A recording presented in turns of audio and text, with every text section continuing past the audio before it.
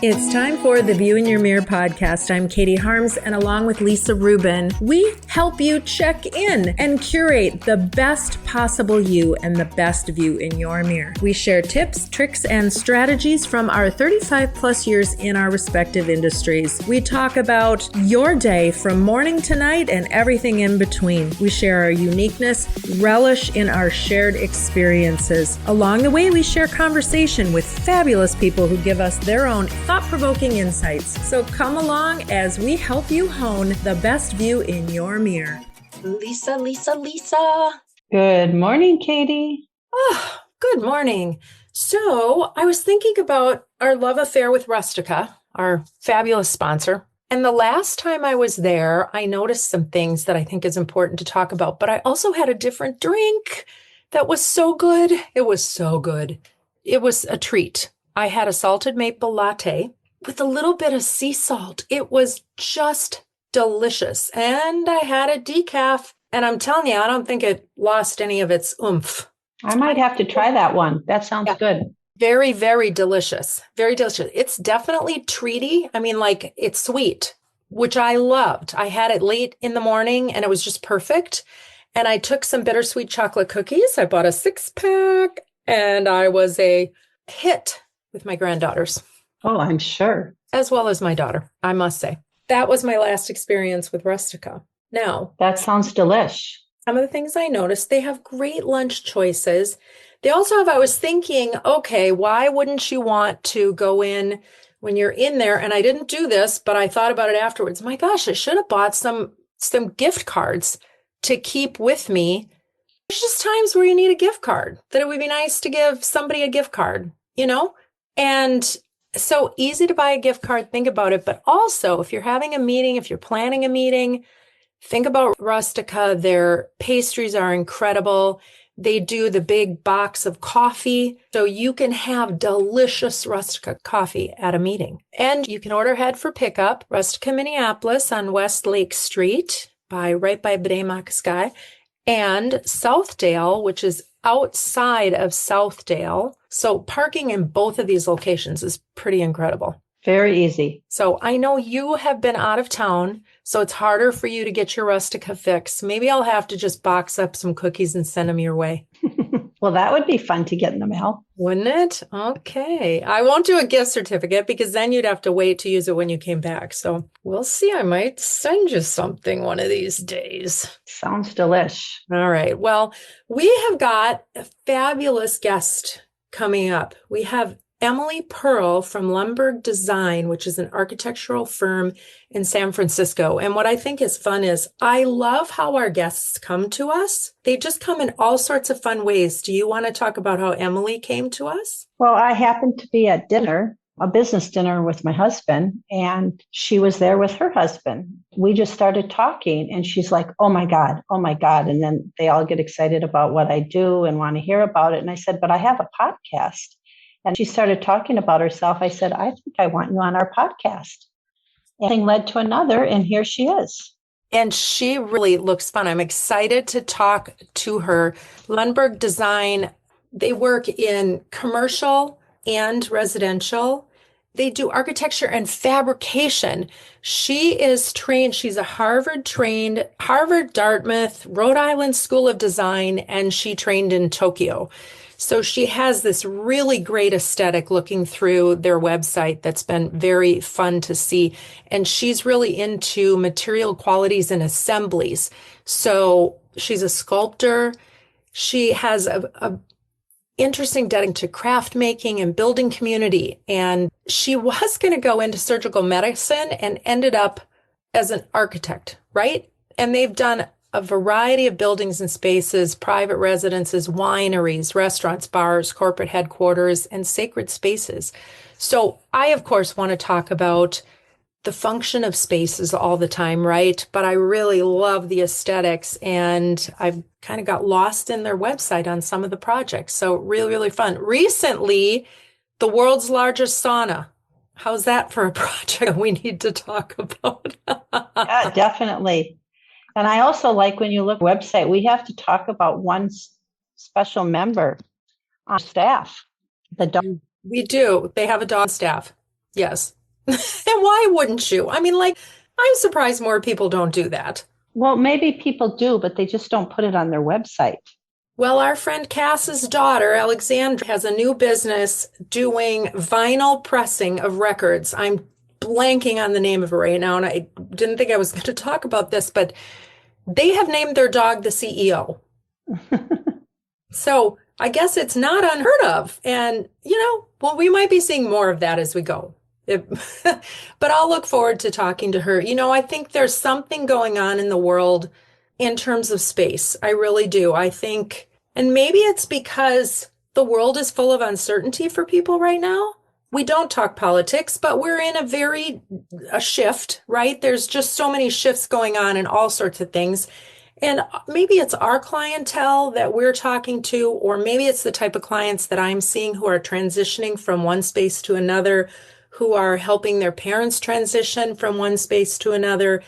And so the function of that space becomes so much more important. And that's what I'm seeing. And it's interesting because I think when people close the door and walk out in the morning, you either go out of your house feeling like, oh, good, everything's in place, and I'm going to come back into this environment that I've created that feels good to me, or, oh, my God, I need to work on that or that or that or that. And how you go out of the house matters kind of like what you go out of the house in, right?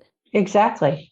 So I'm seeing that shift with people, and I'm seeing it matter more in the clients that I'm dealing with. And I think it's really important. For me personally, there's certain routines that I do in my house, like before I go to bed at night. And if I haven't done those, I feel unsettled, right? And they're very simple things, right? But they're about creating my space. So when I wake up in the morning, I have the space I want. And even when you're traveling and you're in a hotel room, I always use this example. It's not your space, right? But if you think about it, what you do little things and you have little routines that create your space, because you Exactly. want to kind of have that same feeling of routine in the morning when you get up. You don't want to be scrambling and throwing everything out of your suitcase and all of that. So I always try to create my little space, even if I'm there for a night, so that when I wake up in the morning, I know exactly where everything is and what I'm going to do. Yeah. And so if you expound on that, you want that, when people travel, like even if you can get yourself to the point of travel, we've talked about this 100 times, where you're really picking things so that you have efficiencies built in. You have efficiencies built into the wardrobe. You just need to expand on that in your home life, right? You want efficiencies built into the things that you do so you gain back that time. It's really all about time, but really it's about feel. How do you feel in your own home? Do you feel overwhelmed because you've got all these projects to do? And unless you hire somebody to come in and help you do them, you need to build a strategy to work on them yourself, right? Like maybe one month it's going to be, I'm going to do all the drawers in my kitchen. And the next month it's going to be, I'm going to do all the drawers in my dresser. And then you find out how many things you're holding on to that you really don't need. But it's building those strategies. And for some people, it's literally putting appointments in their calendars. Okay, now I'm going to do this for this amount of time or this amount of time. The other day, I went through my bathroom. I did things like changing the head of my razor and refilling all my Q-tips and my cotton balls and making sure I had soap and really doing an inventory of everything. That took me 15 minutes to do. But I'm going to be much happier when I open the drawer and I'm in a hurry some morning and I need Q-tips and they're all there, right? So really it's how you use the spaces. And that's something I'm seeing, and I'm having conversations with people a lot more. A good friend of both of ours, who I'm helping her through some transitions, is in a new apartment. And I spent some time over with her, how we use the space. She has different spaces now, right? How the needs are set up. So talking through it, they're in the space now. They've been there for a couple of months. And I went in and I went through, okay, how are you using this closet? And could we do this? And does this make more sense? And we spent a couple of hours.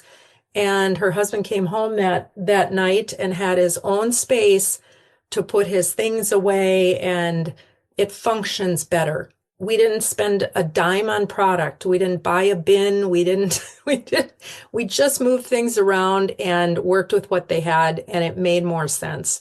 And I think that's really what it is. And maybe what I'm doing is I'm forcing people to take the time. And so if that's what it takes you to do, great. That's what it And I takes you. think that who we're talking today, Emily, is going to also help talk about space and how does she talk to people about that, whether it's building a restaurant, building a commercial building, like how do they want the people to walk in? How do they, this is all in your space, Katie. You have to be pretty Absolutely. excited about this. I'm super excited. You're right. What's the intent? What's the usage? And all of those things that you need to think of. It still is very interesting to me, however, how many people don't stop and take the time when they're building, remodeling. They're just assuming that because they're moving into a different space, it's all going to work. Right. So I think when you have the architects and the designers and the builders who really spend that extra time saying, wait a minute, what do you have? What do you actually have that you're bringing in here? And how does it have to function? That's the key. That's the secret sauce. Absolutely. And I think because we can tend to close our door and walk out and go on to other parts of our life, but then coming back into that space, you're looking for that serene quality. You're looking for that peacefulness. And I was thinking about this the other day. If you have a car and you live in an area that you're not in the city and you have a car, right? You have everything in your car, whether it's messy or not messy. You know exactly where everything is in your car.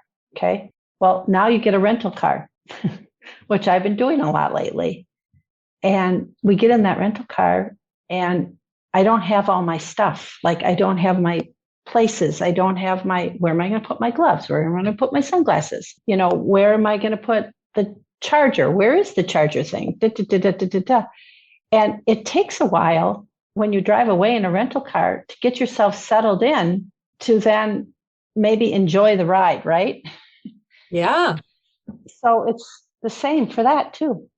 it is. If you haven't built the car from scratch and put all the things in place, but even then, if you get the opportunity to build it and put all the things in place, you're going to know where they are.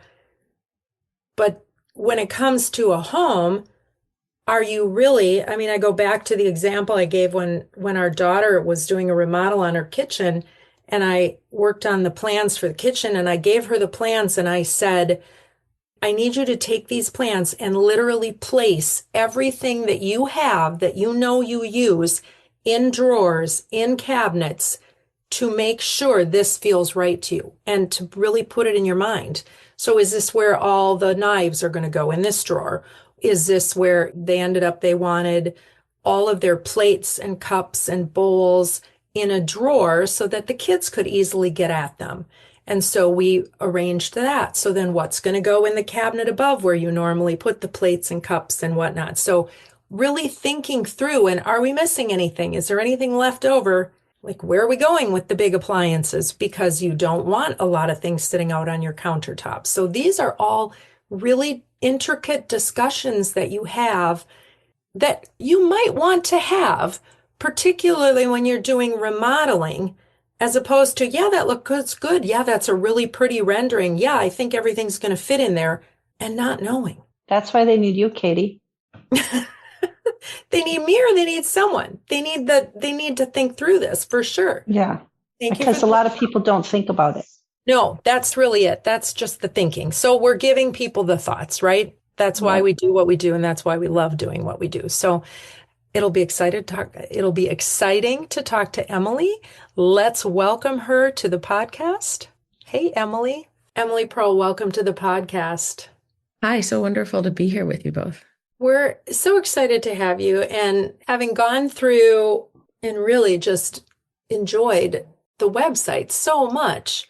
Lundberg Design, based in San Francisco. And you have a very, as Lisa jokingly said when we were doing our intro, so we're talking to a dumb person. You might not have said it just like that, but I mean, Harvard, Dartmouth, I want to talk about Tokyo, but I want to talk about intentionality. We talked about this a little bit in our preamble. When I say intentionality to you, what does that mean?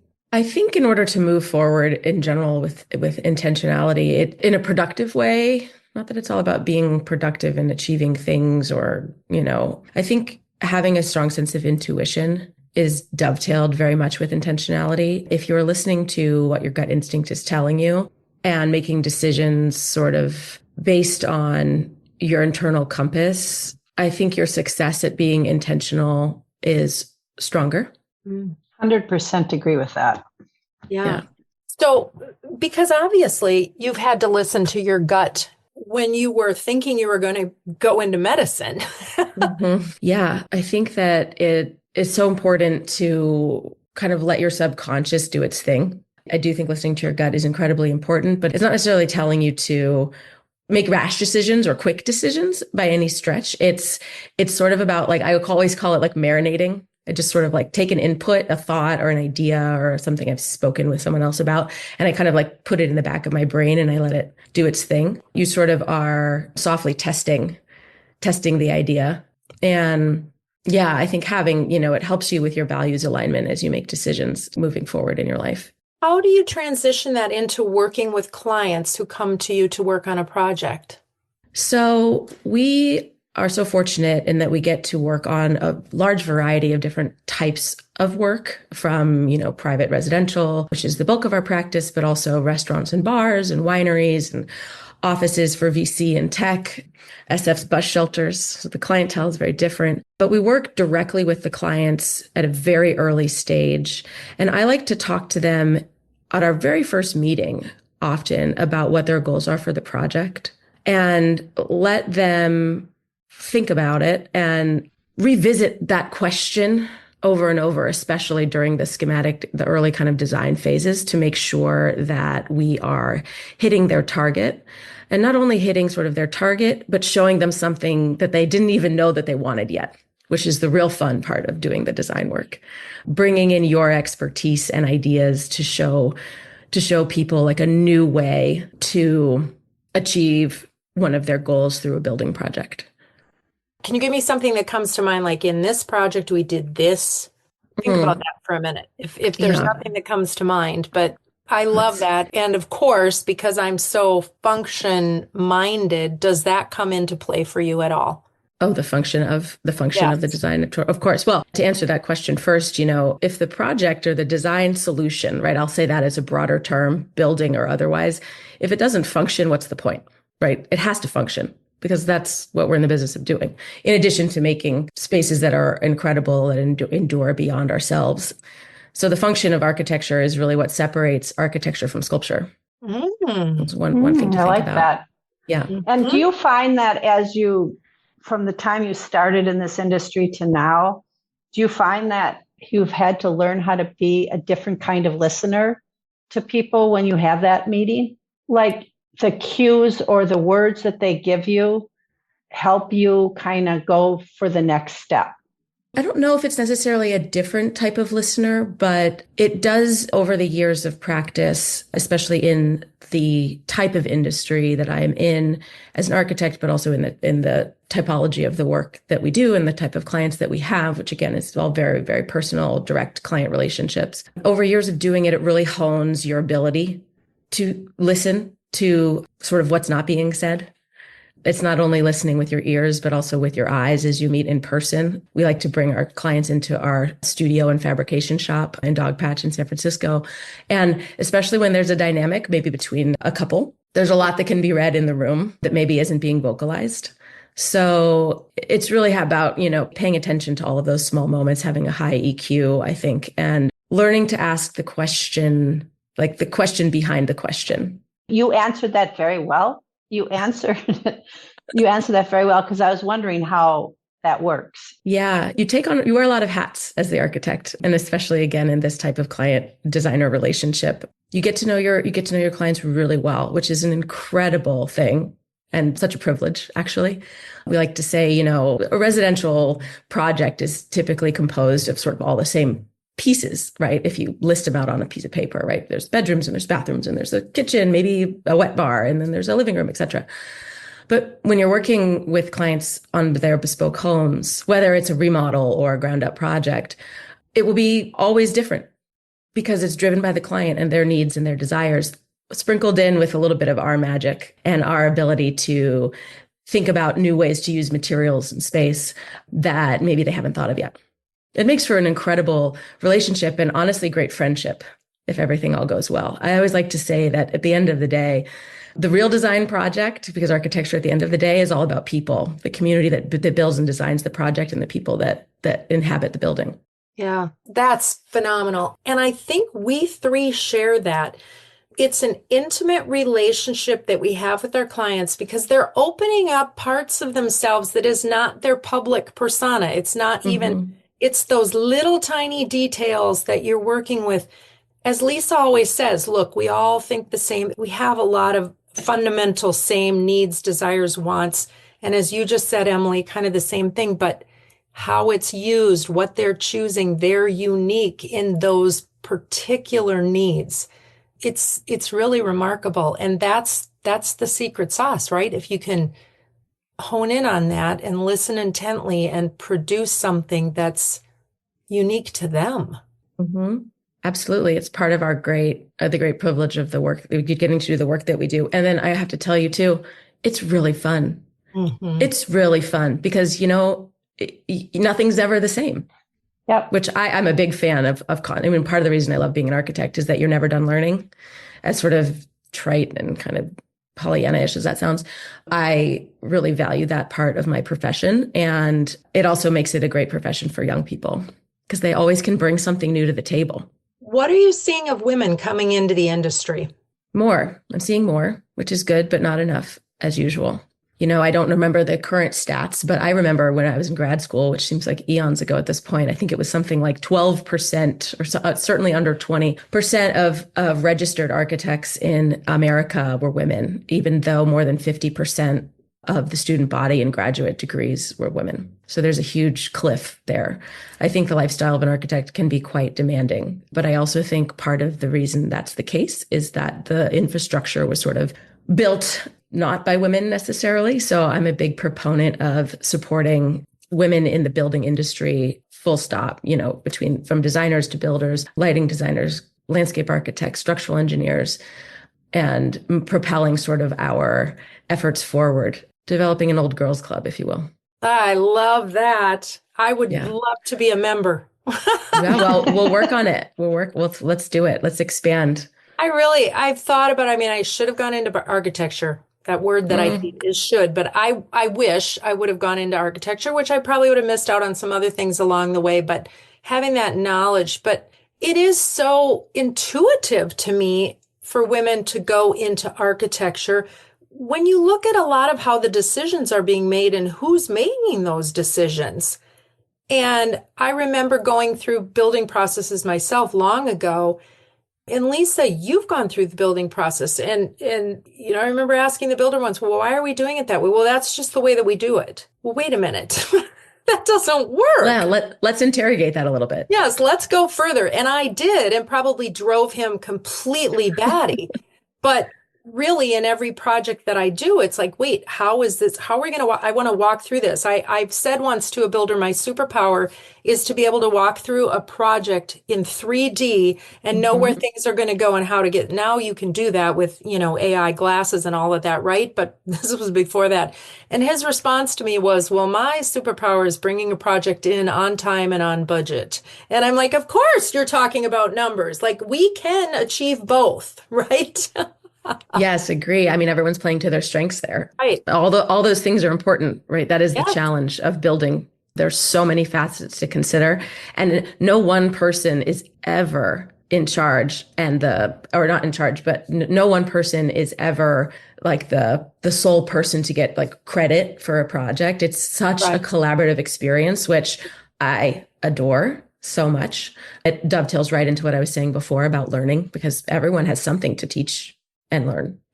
And it's through the process of making that we really get to flex those muscles. As long as the intention behind everyone is to be a team player, design something magical, and keep our client happy, you'll end up okay. Yeah. So, Emily, do you feel that when you are dealing with more women, do you find them to be more collaborative as a team or not? I mean, I don't want to bash women. You know, what I'm trying to say is Yeah.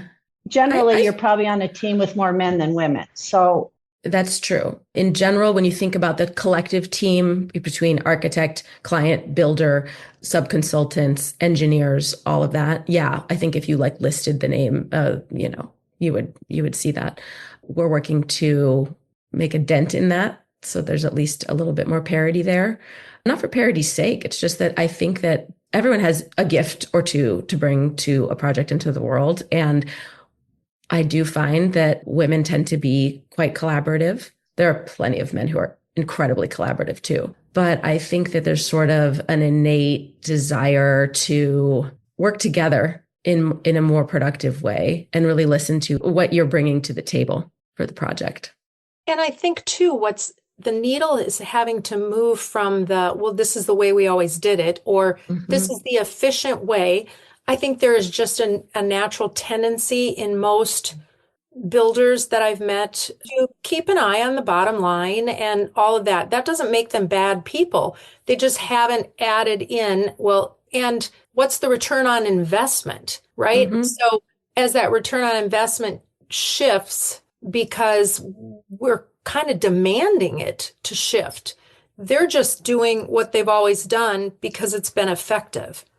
Absolutely. And there's And nothing wrong with that. I there's think nothing there's a lot wrong to with be that. learned there. Yeah. Yeah, there's nothing wrong with that because it flows both ways. That is important. Costs are important. I don't care what your budget is at some point, right? Yes. But the pause is also important to be able to say, what if? What if? And if that's Yep. built into your process and your system, then you've built efficiencies a little bit differently. Couldn't agree more. In fact, as I mentioned sort of before, we have a fabrication shop that's part of our practice. It's a 4,000 square foot metal and wood fabrication studio. So we really care. I mean, all architects usually do, but we care deeply about materiality and how things go together. And because we have the shop, all of us in the studio portion, architects and designers, we are also quite adept at understanding how things go together very early on. And we like to work with our contractors day one. Just like with our clients, we bring the contractor, client, architect team together as fast as possible and work directly with the contractors to manage costs and talk about construction when we're still in the schematic phase, because it lends us more time to work on those beautiful details and lets us control our costs very effectively early on. And we like to work with contractors who are similarly interested in leaning on years and decades of experience with a desire to try something new. Mm-hmm. You can have both. Yeah, I love that. That's fantastic. I want to talk more about transitions because there's a lot of transitions that happen, I think, at any age, right? You're transitioning as your child grows and you're acquiring things. And we're at the phase of unloading things, or I'm helping clients transition from larger to smaller. You might have clients going from smaller to larger. So let's explore that. We're going to take a quick break and we're going to come back. And then I also want to know what your day looks like, how you set your day up and how you make it all work.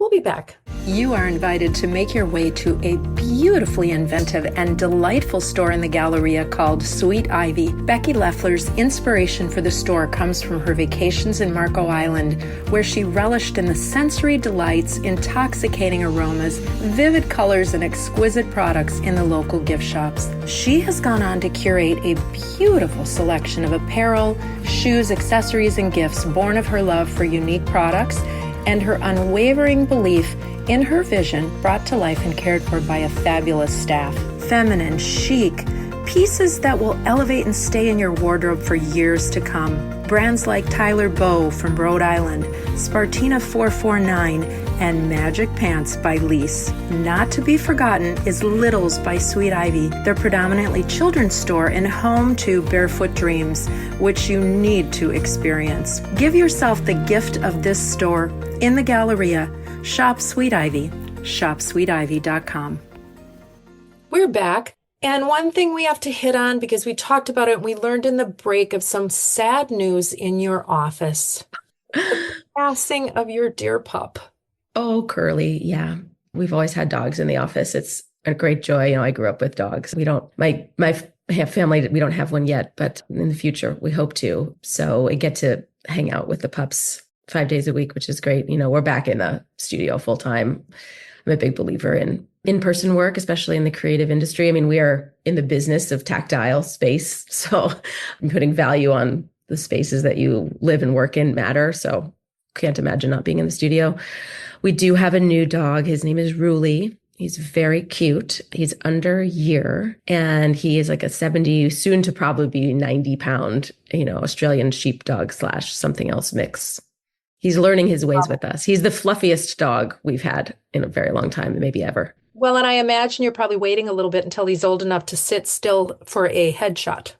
Yes, that's exactly right. Well, the master plan is to get a puppy after that. Oli and Mary Oli founded our firm. They've always had two dogs. And because Ruli is a little bit older and, they're hoping that he can teach his younger sibling in about a year or so, whenever that new puppy arrives, which I'm very excited. Whenever we have puppies in the office, work sort of halts, but that's okay. It's a pretty special time. That's fantastic. Do the puppies come to the meetings?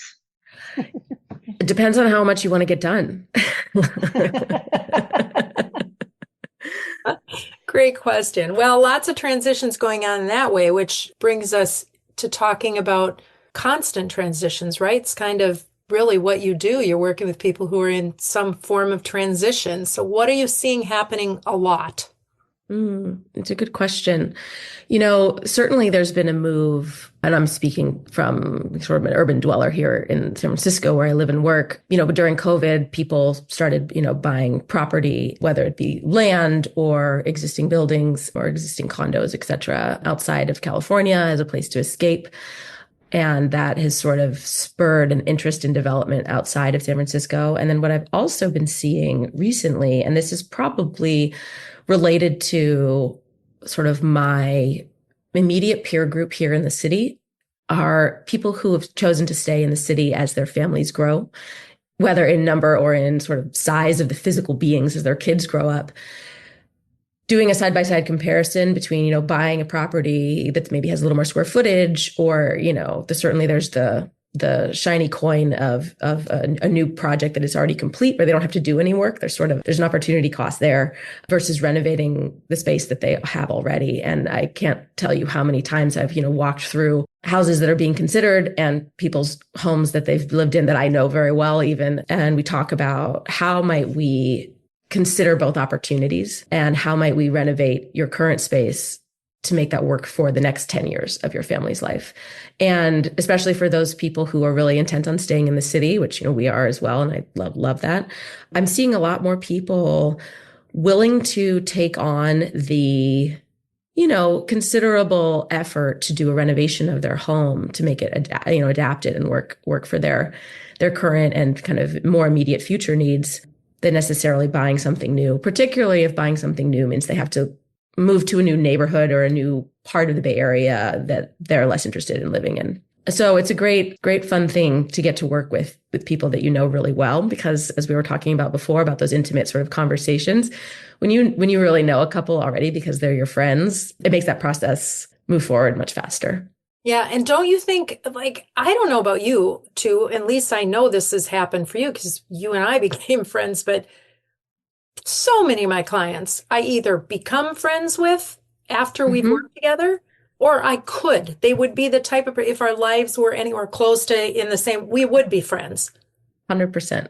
100%. I mean, you're that going has through. happened to me definitely over the years with clients. I have some very close friendships with clients that I hold very dear. That's the cool part of doing what we're doing, right? And intersecting your life in what you do, which brings all sorts of joy to that. So did you see more of that too post-COVID? I think back here in Minnesota, in particular, when people were in their homes, they realized they didn't function, but that they could. And so remodeling of homes to fit the needs started happening a lot more. Yes, absolutely. And I think people it became an option that, while again, it can take considerable effort on the client side, even if you're working with an owner's representative, it's just it's a big move to do any building project, but certainly to renovate your existing home. My one piece of advice is, if you're able to move out during construction, do it. It will save your sanity. Now, it's not always it's not always a possibility. And certainly there are ways to sort of phase it and piecemeal it. It depends on the scope of the work, et cetera. But it will save your sanity a little bit, particularly if you have middle to youngish kids. And particularly if you work out of your home. I don't, but if you do, you're going to want some sort of separation. But yeah, I think that there's been kind of an interest in reinvesting in your investment. Do you ever find a situation where you would advise the cost is so much greater to do the remodel than starting new? There are too many extenuating circumstances or what you're looking for just can't happen in an existing site. Do you ever have that happen? Certainly. We've also counseled clients and potential clients, if they're looking at a project house, or we'll say, what do you want? What are you buying this property for? What's the relative cost of the renovation, both in money and in time, right? Because that's considerable. And if it's not a good fit for the client's needs, at the end of the day, we will tell them. We are their trusted advisor, even if it means that the project won't continue because it's not the right fit. We'll help them find another place and work through, the opportunities latent within that next opportunity, within that next building project. I think that's so true, because it's the energy of the work that you do too, right? You're not going to force something to happen. We're all in business to make money, right? Because that's how we do the things that we love to do. And so, right, there is that component of a business and why it is existing. But that really, in most cases, is secondary too. Sure. Yeah. I mean, it's part of the Architect's Code of Ethics, actually. You have a fiduciary responsibility, much like a lawyer, to your clients to keep that best interest at heart, not the best interest of your firm, because that project would be amazing. I mean, if the client can't afford it, or it's not going to end up meeting their needs at the end of the day, it's not the right project. I mean, we are in a service industry. Let's be fair. And the time, I think one thing that I think, and where I think building over the years has gone a little off the rails, is trying to get projects pushed through. Actually, I think COVID helped this. It slowed the process down, where it wasn't, no, we can't put a full house up in 90 days and have it have everything that you want and be right.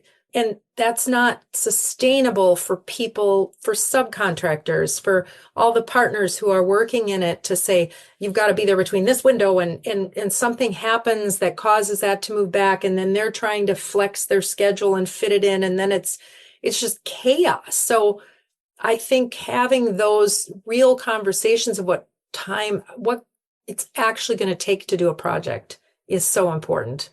It's crucial. I'd rather deliver the news that the client is maybe not going to love, that maybe the budget is the cost came in a little higher than we were anticipating, or the time to construct the project is going to be a little bit longer than we thought.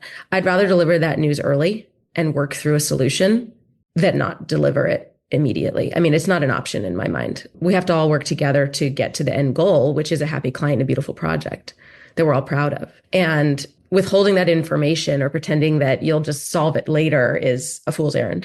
For sure. Okay, let's transition a minute and talk about what your day looks like. Sure. Do you wake up with a goal? Do you have steps? Like, give us a peek into your day. Sure. Well, as I said before, every day, because of the work that I'm doing, is a little different, even though sort of the component pieces are all there. Sort of they arrive and manifest in different saturations each day, right? But I will say my day starts the night before. So the night before, on a work day, even on a weekday, I'll make a little list. What are the things that I want to accomplish the next day? And the list is always too long. Bite off more than I can chew. So then I try to prioritize that list. This is like a back of mind little thing. It's nothing formal. I like jot it down in my notes app, or I write an email to myself or something. And I always those are the top 3 things that I do need to get done today. Could be, a 4-minute task, or it could be, several hours. Hopefully I've done the 4-minute task already, because if something is quick, just take care of it and be done with it, in my opinion. But I really value movement. And part of the reason we chose to stay in San Francisco, I mean, there's so many reasons, but my husband and I are really big cyclists. We love to be outdoors. We love to recreate outdoors. And so I try very hard most mornings to be up early to do something like that, whether it's going to a fitness class or getting on the bike, going on a run, working out at home. We have to navigate having a toddler with that. So, we have a schedule that changes every week. Again, about intentionality, mornings that you would have to yourself versus mornings with the family, to make sure that we both get that very important movement that we both really crave and sort of require to be working at our optimal best. And then I go into the studio and I'm there the majority of the day. If I'm not, I'm at meetings, lunches, site visits, what have you. Sometimes there are evening events, dinner with friends. Again, we live in a walkable part of San Francisco, which is really, really wonderful. And we have a lot of friends in the neighborhood. So popping out for a quick bite or a glass of wine is doable. And when we're not doing that, we're home eating together as a family. My husband is an amazing cook and he does the dinner cooking, which I'm so grateful for.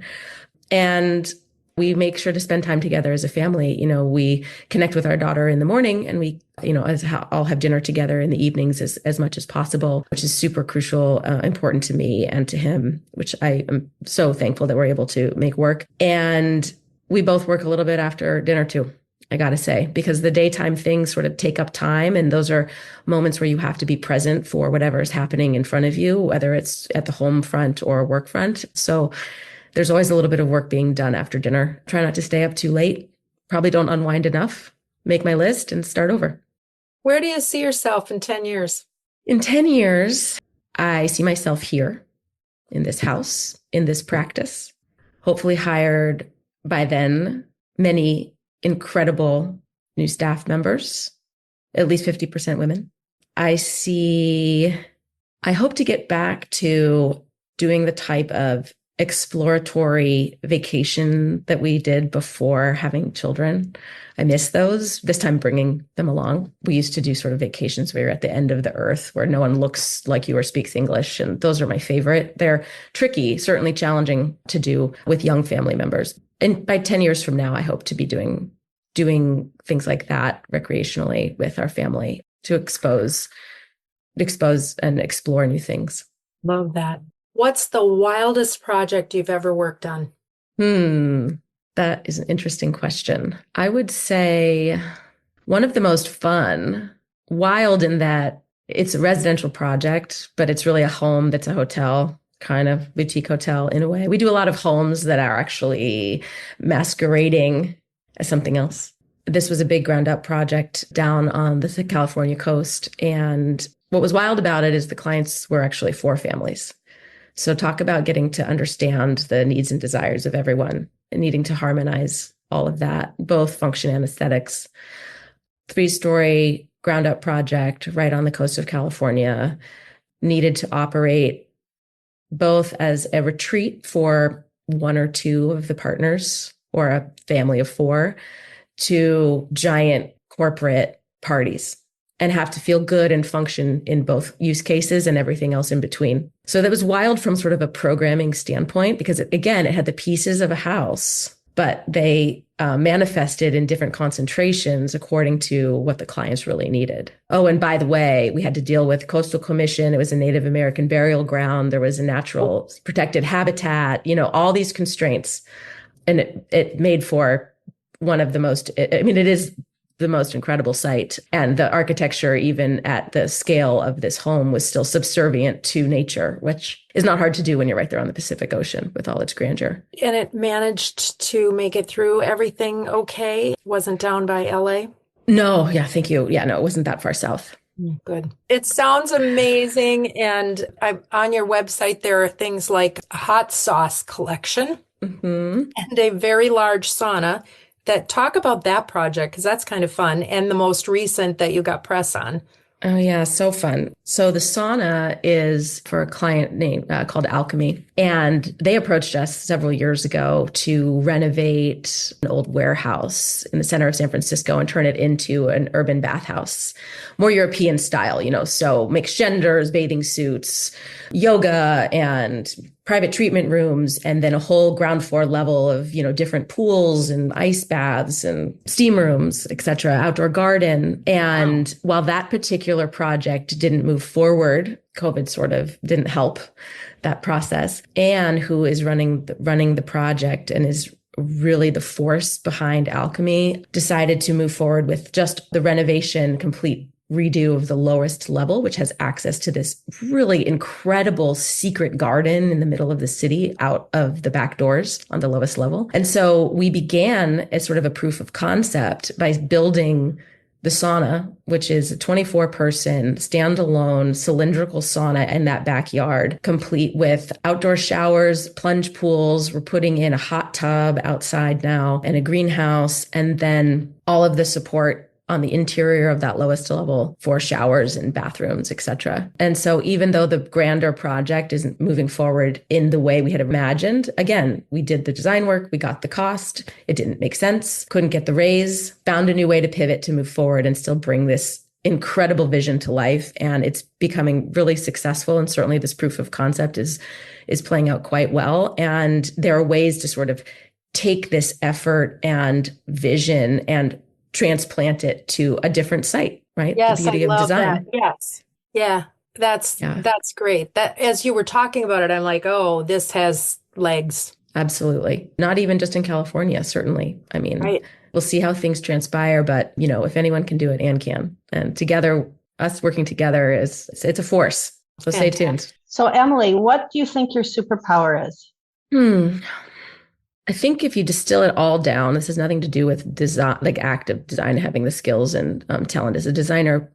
I think my superpower rests in communication and people, helping people, making people feel heard, and synthesizing the things that I hear into expressing a really deep understanding of who they are, and then dovetailing that with a skill set to produce something in the design world for them that makes them feel listened to and excited. That's great. It's such a pleasure and joy even watching you. We're doing this by Zoom, obviously, and to see your face because you really love what you do.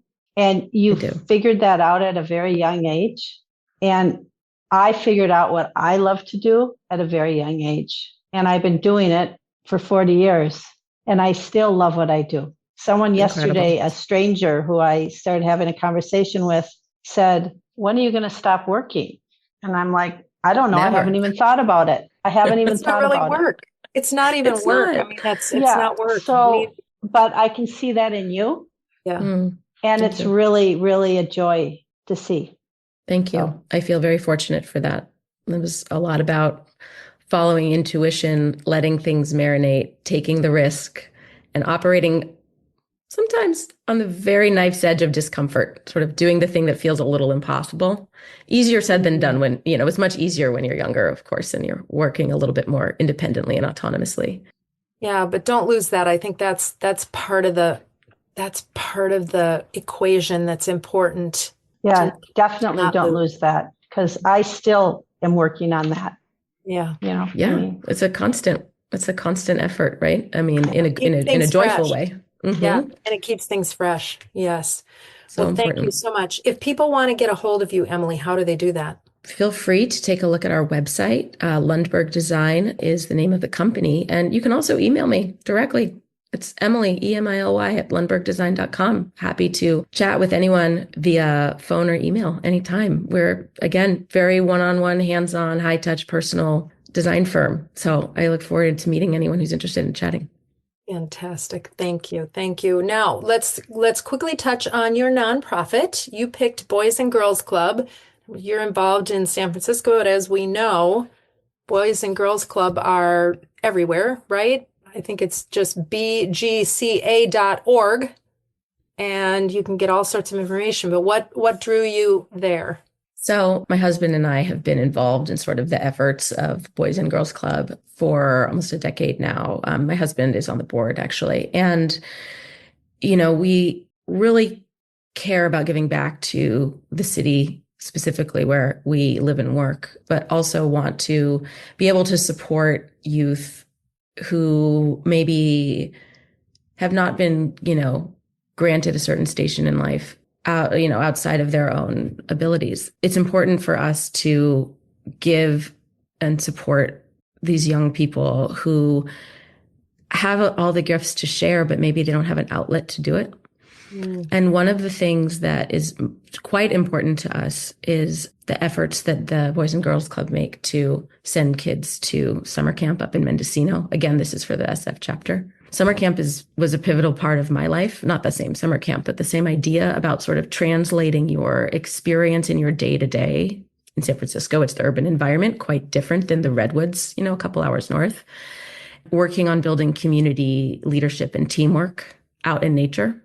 And so I can't remember what our total contributions have been in the past couple of years, but it's pretty astounding. And this is a great example of, teamwork manifesting an incredible benefit for a larger community that no one person could ever do themselves.